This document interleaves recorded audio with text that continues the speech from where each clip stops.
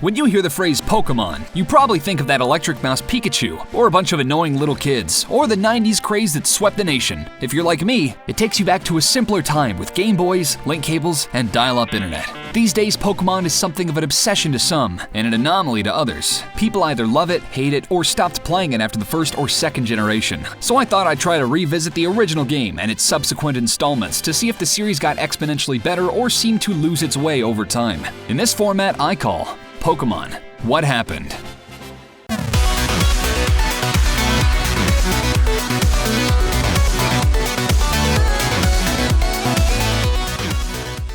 I want to take a moment to address that just because I call this the What Happened format doesn't necessarily mean I think that Pokemon isn't good anymore. There were certainly some lowish points, but for the most part I love pretty much every Pokemon game I've played, and I'm actually still working on completing my collection in Pokemon Alpha Sapphire. It's also worth mentioning that I'm going to be playing up the nostalgia and excitement I had about the game, since I'm approaching this from the angle of an innocent 8-year-old boy who had no expectations going in and found a lot of majesty throughout. And I think that's an important perspective to understand when you consider the context of the game's release and the impact it had on its audience. And lastly, this video is going to be long, because I can't be expected to accurately analyze or summarize a lengthy RPG in less than 20 minutes without having to sacrifice something. And of course, my perfectionist personality means I have to be thorough.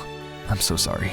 History time! Pokemon was published by Nintendo in 1996 in Japan and developed by Game Freak, which was founded and run by a shy Japanese man named Satoshi Tajiri. You see, in the late 1970s, Satoshi was a huge fan of exploring ponds, fields, and forests, looking to collect bugs and insects, especially beetles, so much to the point where his friends nicknamed him Dr. Bug. However, his favorite nature spots in his hometown were paved over to make room for apartment complexes and shopping malls. His focus then shifted to video game arcades, and he devoted his entire childhood to them. He was slacking off in school and spent so much time in the arcades that the owner let him take home his own Space Invaders machine. When he was 16, he and his fellow artist friend Ken Sugimori started a fanzine known as Game Freak, which averaged about 28 pages per issue, costing about 300 yen, or $3. It was even handwritten until Satoshi decided to outsource the work to a professional printing company. Eventually, the magazine grew over the years until Satoshi and his buddies started their own video game publishing company in 1989, called, well, Game Freak. Satoshi saw two kids playing Game Boy with a link cable, and he imagined little bugs traveling between the cables, and thus the idea for Pokemon was spawned. He had originally pitched the idea of Pokemon to Nintendo as Capsule Monsters, but it was shot down due to copywriting issues. He tried to rename it Kapumon and eventually Pocket Monsters, but settled on calling it Pokemon for short. With Shigeru Miyamoto's influence, Pokemon was officially greenlit and began production. Flashback! It's 1998, and you're some cool kid who likes video games and cartoons and stuff. You catch wind of a new TV show called simply Pokemon, with the tagline, "Gotta catch 'em all." The show had a simplistic charm. It revolved around a 10-year-old boy named Ash Ketchum, who wants to get his trainer license and train a bunch of Pokemon to become the best there ever was. He dreams of which starter Pokemon he'll choose when he wakes up in the morning, but upon learning that he broke his alarm clock, and after running to Professor Oak's lab, he finds out that all of the Pokemon are gone. To add insult to injury, his uber-popular rival, Gary Oak, got his Pokemon first, and has a head start on his journey. Ash is left with an electric mouse Pokemon, the iconic and adorable Pikachu, who is anything but a fan of Ash throughout the first episode, refusing to cooperate and help him catch Pokemon. But when Ash agitates a Spearow and it calls upon its angry family, it becomes a desperate struggle that ends in Ash risking his life to prove his devotion to Pikachu.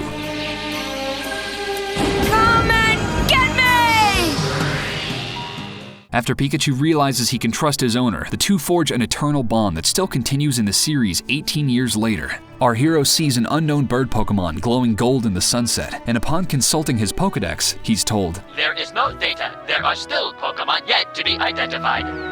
And just like that, I was won over. Pokemon became my obsession for the next several years. I was just like Ash, with a ton of Pokemon memorabilia covering my room and bed sheets. If there was a Pokemon version of something, I had to have it. Hell, I even still have this Mewtwo pencil case from elementary school. Still in pretty decent condition, too. The Pokemon anime premiered on September 8th, 1998. It was a big hit at school, and all my friends and I would talk about it between and during classes, because there's no way education took priority over endless adventure. The coolest part about the show was how seamlessly it integrated into the Game Boy game when it was released just 20 days later. You had two options, Pokemon Red or Pokemon Blue.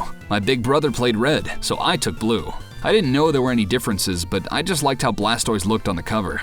In Japan, they initially got Pokemon Green instead of Blue, but later they released Blue with improved graphics and audio, which would be the basis for Red and Blue as it would be known to the rest of the world. The moment you turn on your Game Boy, you see the Game Freak logo sparkling, and then you're thrust into a battle sequence where you see the opponent dodging your Pokemon's moves. Before long, it charges you, and the Pokemon title screen drops down.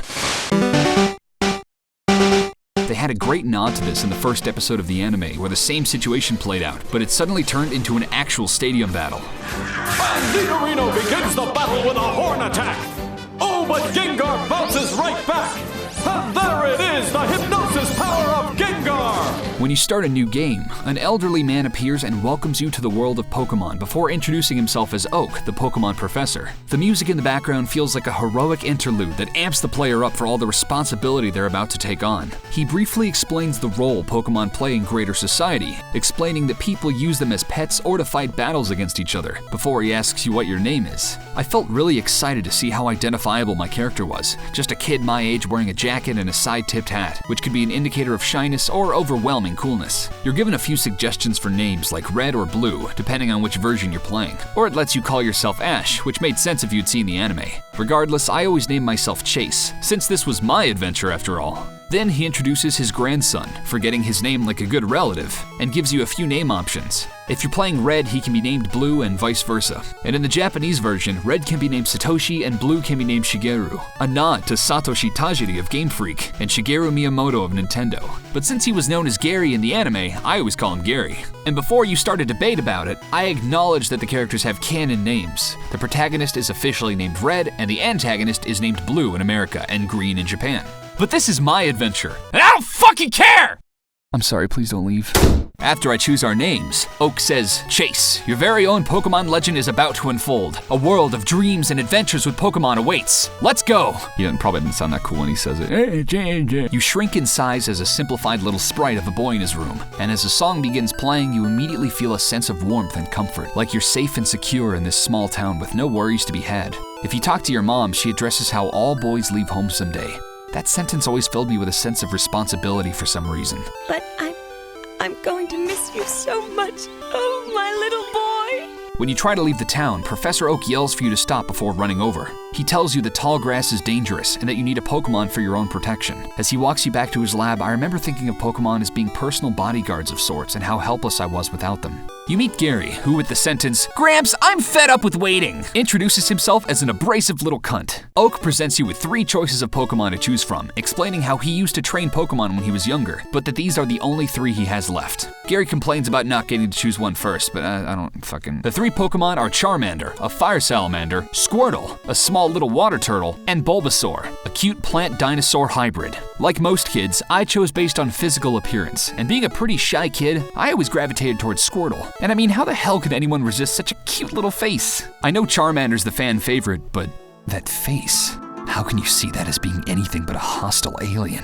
And with that, I had a Pokemon to call my own. You learn that you can nickname them, but my nicknames as a kid were always atrocious and unoriginal, so I spared you the embarrassment. Since I chose a water type, Gary chose a grass type. He does this no matter what you choose. If you choose Charmander, he chooses Squirtle. If you choose Squirtle, he chooses Bulbasaur. And if you choose Bulbasaur, he chooses Charmander. Just to be a dick. This forms the cyclical loop of Pokemon types. Fire burns grass, grass absorbs water, and water extinguishes fire. Right as you're about to leave, Gary challenges you to a battle. And BAM! With the battle transition! As the screen boxes itself in. Here's the format. Your trainer slides into the lower left corner from the lower right corner, and Gary slides in a mirrored direction, much like some sort of cool cowboy showdown. It displays his name, his intent to battle, his total Pokemon out of 6 slots, and then he throws out his Pokemon. You have 4 slots total for moves, but this early on you only know a basic attack move and a stat lowering move like Growl or Tail Whip. Regardless of what you do, you either win and gain experience or lose and don't. But as soon as a Pokemon's health drops to 0, he doesn't die, but rather faints, a choice Tajiri made so that children wouldn't associate losing with death.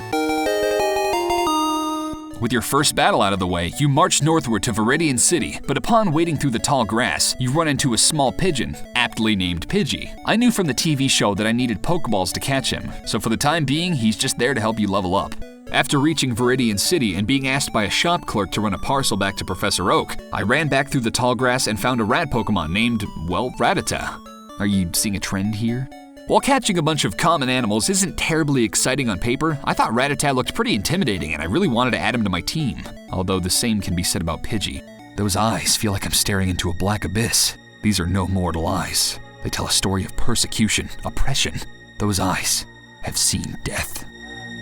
Oh, it's so cute in the anime, though! In hindsight, I realized that a lot of my appreciation for these games was how deep and intelligent they were. At the time, there weren't and still aren't any RPGs that let you choose over 150 characters and customize their moves and play multiplayer with your friends. But more importantly than that, the art was staggeringly beautiful. Ken Sugimori, who still does all the Pokemon art to this day, has been the sole artist for the games, and this man used to be a watercolor champion. The way he drew everything really sparked my excitement to play the games. He drew cute, squishy Pokemon as these magical, wide-eyed beings, and he drew fierce, monster-looking Pokemon with this strong brow line and sharper features, almost like how Akira Toriyama, the artist for Dragon Ball Z, would feature that sort of consistency when he depicts humans and creatures alike. His modern art is much more streamlined and unfortunately a bit underwhelming as a result, but I'll never forget how much Blastoise's pose thrilled my little kid imagination. Seeing his little snaggletooth jut out from his upper lip, and his cute, stubby little ears perking up as they contrasted with his intense build and goddamn shoulder cannons! And Charizard, with his claws suspended in place like he's ready to grip onto his opponents, his chin thrust upward like he's looking onward to victory, his passionately burning tail coiling around him, wings outstretched like he's ready to take off at any moment! Sugimori! Whenever your Pokemon get low on health, you're meant to head toward a Pokemon Center, talk to the nurse behind the counter, and your team is brought back to full health free of charge. Thanks, Obama! That was a political healthcare joke. Please start an argument about Obamacare below. Even if you don't initially understand what Pokemon Centers are for, you'll be brought back to one if all your Pokemon faint in battle and you subsequently white out, which forces the player to acknowledge their usefulness in restoring health at no cost. In that same sense, there are no game overs in Pokemon. Losing to wild Pokemon simply returns you to a Pokemon Center, but losing to a trainer has you paying them money and then whiting out. So there's an incentive to get better if you want to keep that cash money flowing. When I finally returned what was probably a box of black tar heroin to Oak, he comments on my Pokemon's mood and says, "It seems to like you a lot. You must be talented as a Pokemon trainer." And that sparked my little kid imagination. It made me feel like this mess of pixels and data was actually looking back at me through my screen and loving me. Then Gary shows up again and acts like, "Oh, what do you want?" Before Professor Oak tells you about the high-tech Pokemon encyclopedia he wants to entrust you with, and hands you what's known as the Pokedex. He wants you to go around the world and gather Pokemon data for him. Gary comments that he doesn't need you, and then taunts you by saying he'll ask his sister not to lend you a town map, purely out of spite.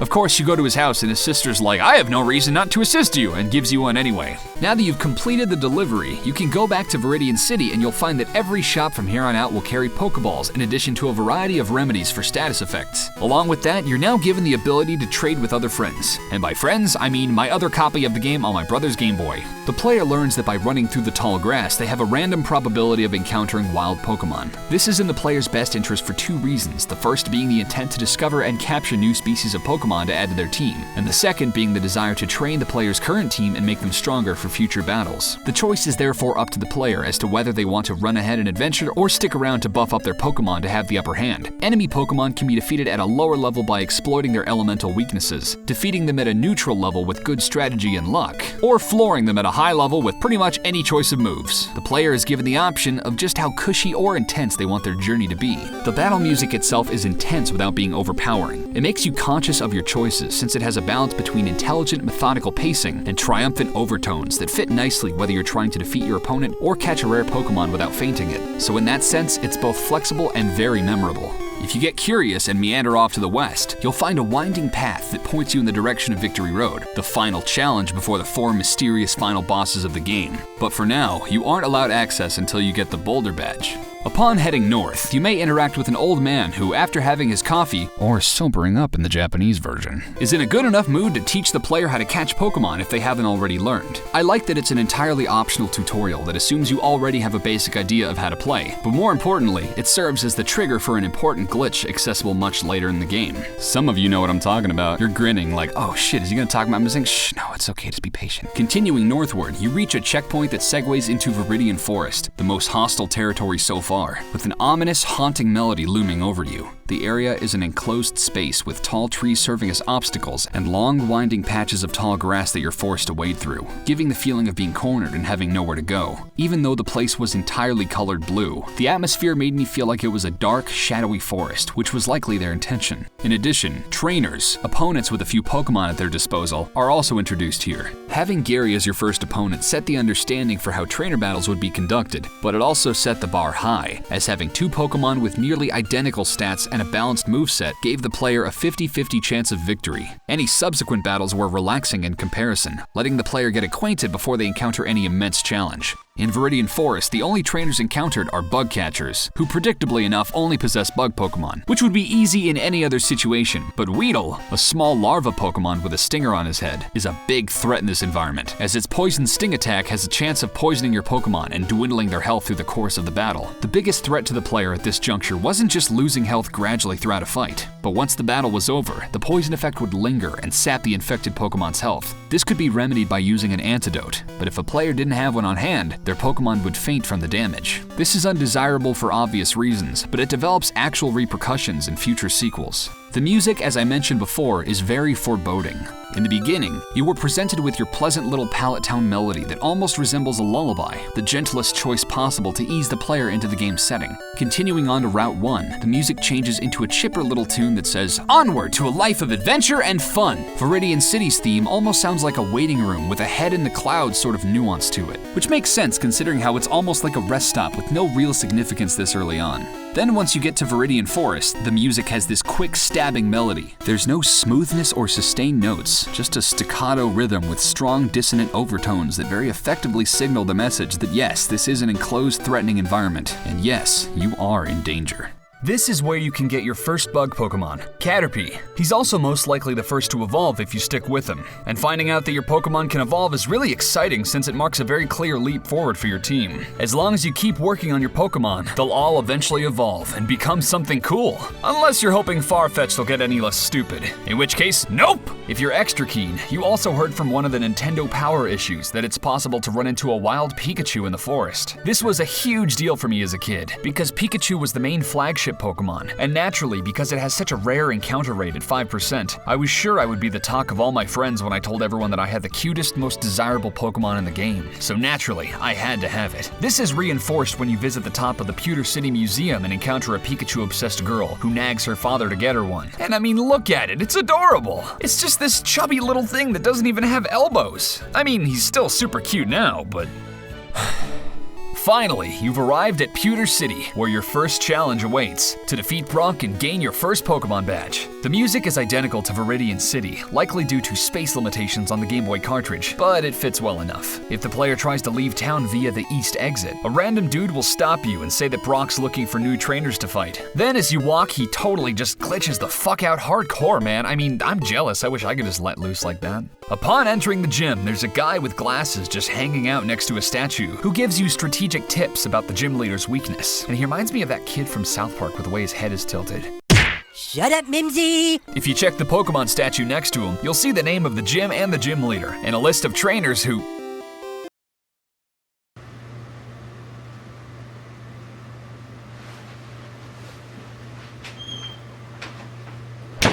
As you walk forward, the game makes it clear that you have the option to avoid confrontation and just complete the minimum number of battles. But if you haven't noticed at this point, the only way to earn money with which to buy more Pokeballs and medicine is to defeat other trainers, so it's prudent to take any chances you can get. The trainers, of course, are all the same type to match the gym, so in this case, the first trainer in the gym, Junior Trainer, sends out a Diglett, a ground type, and afterwards sends out a Sandshrew, both of which are easily dispatched with a water type like my Squirtle. The music is the same kind you heard when you battle your rival, which still sounds intense while managing to establish a more calculated, risky atmosphere, compared to the wild Pokemon battle music, which comparatively sounds like something jumping out at you and fighting recklessly.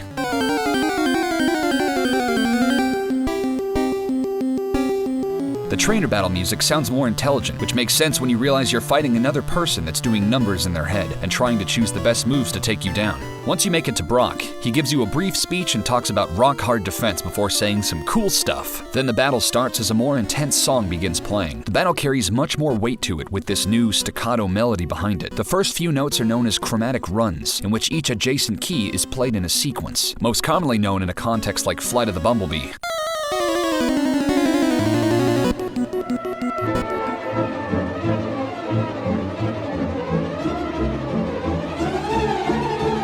Considering Brock is standing in the back of the gym and his overworld sprite is different from any other trainer seen thus far, you expect him to be tougher, and the music really proves that with how intense and fast-paced it is. If you aren't doing well in a gym leader battle, the music feels very heavy, as if the game knows you're struggling and it's trying to yell at you to fight harder.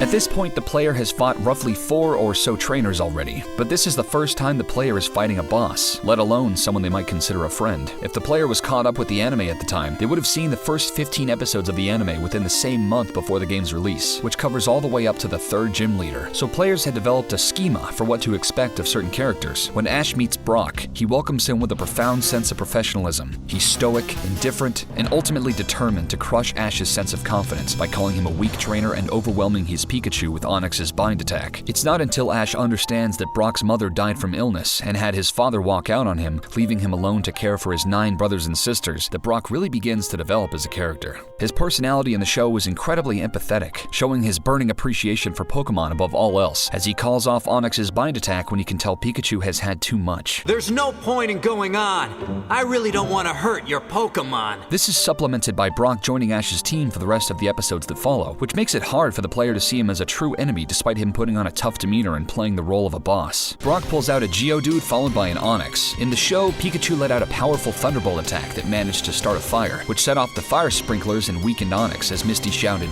"Rock Pokemon are weakened by water!"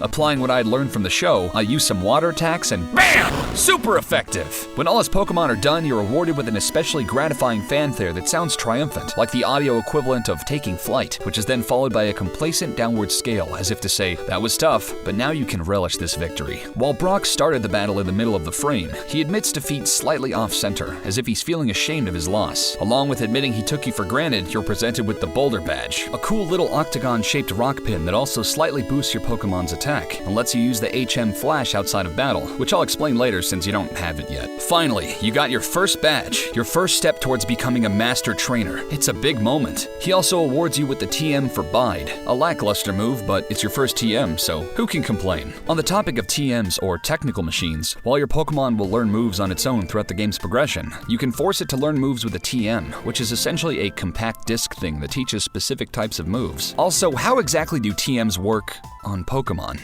They're CDs. And with that, you're free to head east without that one guy to stop you. Eastward! The player reaches a plethora of trainers arranged in a way that corners your character into battle, which is basically the game forcing you to level up your Pokemon and discover new types. The trainers at this point still use mostly normal types with some bug types mixed in, until you get to a last trainer and she pulls out a Jigglypuff, who, as you know from the anime, uses Sing to lull her enemies to sleep. While Poison was introduced early to show you how losing health in and out of battle is a looming threat, Sleep is the most troublesome status ailment introduced thus far, preventing your Pokemon from acting at all and leaving them completely open to retaliation. And once your Pokemon wakes up, it still can't attack that turn. This is the first lesson the player will experience, that status effects are only awesome if you're not on the receiving end. Moving onward, you stumble upon a mountain titled Mount Moon, which intelligently has a Pokemon Center located just outside. The path leading up to it feels like a fun little winding trail, adding to the sense of immersion as the player hikes upward towards a cave entrance. When you walk into the cave, an ominous melody begins playing. Everyone knows this area as, "Oh my god, Zubats are so annoying, retweet if you agree." But I think it's a cool area because of how they handled it. There are a few dead ends in the area. Combine that with the massive amounts of Zubats spawning, and the large vague environment with no landmarks to help you remember where you are makes you anxious to leave as soon as possible. The music is composed in an intentionally eerie and mysterious way to boot. There's a musical technique that utilizes what's known as augmented chords, where 3 notes of the same chord are also a major third apart, so that each note is the same distance from the others. Okay, so it has a really cool dissonant sound. So back to the C major. You may have also heard this sort of style used in the Legend of Zelda games when the player uncovers a secret, or when trying to open a sealed chest in Chrono Trigger. Trainers being visibly distinct is notable in Mount Moon, as it's the first time you encounter hikers. Before Mount Moon, you could only run into junior trainers, youngsters, bug catchers, and lasses, all of which use a mixture of normal and bug-type Pokemon, but are indistinguishable from one another in their overworld sprite form. The hiker has the telltale sign of, well, there's no easy way to put this. He's fat. He seems happy about it though. Naturally, he has rugged rock Pokemon, so you know just by looking at him to line up your next water or grass Pokemon in advance. Eventually, you'll get to the lowest part of the cave that's been swarmed by Team Rocket members. Team Rocket's attire is all black with a big red R on the front of their shirt, and they have a dead-eyed gaze that lets you know they're soulless antagonists. The whip is also probably another indicator that he's not a very nice person. As you reach the final stretch, you walk up a short step and battle a very selfish man who doesn't want you to take what he thinks are his fossils. After you beat him, you're allowed to take whichever one you'd like, the Dome Fossil or the Helix Fossil. The Dome Fossil will land you a Kabuto, which will later become a Kabutops, and the Helix Fossil will become an Omanite, which evolves into an Omastar. But personally, I prefer... Praise Helix! What? You know, Praise Helix from Twitch Plays Pokemon. Alright. Wait, what are you doing? Stop! Oh god, fresh air! It feels really nice to finally walk on tiles that don't have a high enemy encounter rate. The music gets upbeat again, and the military drums are a nice touch to really make you feel like you're making progress. As you head east and make it past a couple of cliffs, you'll come across a city that has a prominent aquatic theme, which makes sense considering you're about to enter Cerulean City, the City of Water. You make your way north to... Oh, for fuck! As you fight Gary, you see which Pokemon he has, like Abra and Rattata, but most importantly, Bulbasaur. Over time, you'll see his Pokemon evolve alongside yours, displaying his progression as it serves as a sort of benchmark for how far you should be coming along, but overall, it's a normal battle. Continuing north, you encounter a handful of trainers on what's known as the Nugget Bridge. You're rewarded with a nugget that you can sell for a high price at a shop. Is this just like a thing that you guys do? Is the city funding this? Continuing eastward, you once again come across a small labyrinth of trainers, where you're given the opportunity to avoid multiple enemies in a row. Chilling in a little hut is a man who somehow managed to turn himself into a Pokemon. He needs your help to push a button and turn him back because he doesn't have thumbs or something. But, like, hold on, how did he do that in the first place? Did he have a friend help him and then halfway through he just bailed? After you change him back, he introduces himself as Bill. Then he gives you his ticket to the SS Anne because he didn't feel like going to their stuffy formal party or whatever. And that's it, you just leave. Okay, wait, hold on a second. Are we just gonna completely glaze over the fact that you were a human who turned himself into a Pokemon, and now you are no longer a Pokemon? I think I'd be a little freaked out if I encountered a wild Pokemon and he was just like, Matthew Johnson, help! And I just think it's funny how the game reveals Bill. Since the creators want you to make the connection that he made the Pokemon system, they just call it someone's PC until you meet him. And then it says Bill's PC from that point onward. As a kid, I remember thinking that I was just bumming off of some random person's computer, and I was like, yeah, I'm pretty sure this is a felony. Next, we move on to the Cerulean Gym, where, surprise, surprise, your good friend from the anime, Misty, is also the gym leader. Misty has a straightforward gym layout suspended over a pool, and 2 additional trainers to fight, which is 1 extra than Brock's gym, showing that you're still being weaned into the game. Nothing elaborate to worry about as long as you have either a grass-type or electric-type Pokemon, so she's pretty easy to wipe out. After you win, you're rewarded the Cascade Badge, which has a cute little water droplet shape. Any Pokemon past level 20 would become disobedient and ignore your orders, or use another move instead. But once you get the Cascade Badge, Pokemon up to level 30 will obey. This was put in place to keep the player from using a friend's overpowered Pokemon to just breeze through the game. But they gracefully tied it into the storyline with the logic that a Pokemon will respect their trainer if they have enough badges. Seriously though, why would a Pokemon care about badges? It's not like they know what badges do or what they're worth. Like, it's just a little piece of metal, and they're monsters, and they see metal, and they're just like, oh shit, I'm not gonna fuck with that guy. Getting the Cascade Badge allows you to use the HM Cut, which lets you chop down small trees that block your path. HMs are different from TMs because they're completely permanent, and there's literally 0 way to forget them. So most players will usually give Surf to Blastoise or Fly to their Pidgeotto or Charizard, which isn't bad considering they aren't exactly weak moves, but more experienced players will designate one Pokemon to be what's known as an HM Mule, a Pokemon that doesn't gain any experience and just fills up a party slot for the sole purpose of carrying the burden of HM moves, so the player can explore the region freely without compromising his main party's moveset. Oh, and I almost forgot to explain, TMs stand for Technical Machines, and HM stand for Hidden Machines. Literally 0 idea why. It's right there, what's hidden about it. I looked into the Japanese translation to see if I could make any more sense of it, but it just translates into Hidden Machine, Hidden Machine. There's no punchline there, it's just weird. If you think about it, the starter Pokemon you choose heavily influences how the first handful of hours will go for you. If you choose Squirtle, you can take down Brock's Rock-type gym with ease, but then you have to overpower Misty with your over-leveled Wartortle or a different Pokemon overall. If you choose Charmander, you'll really have to muscle your way through Brock's gym, since your Scratch and Ember attacks won't phase his resilient Rock-type Pokemon. And even worse, Misty's Water Gym is a Fire Pokemon's greatest weakness, but if you choose Bulbasaur, you have an incredible head start. As being a Grass-type, he has the advantage over Rock and Water Pokemon, which makes the first 2 gyms cake, and even gives him an advantage in the next gym, as Electric is ineffective against Grass. If Pokemon games had difficulty options, Bulbasaur would be easy mode, Squirtle would be normal, and Charmander would be hard.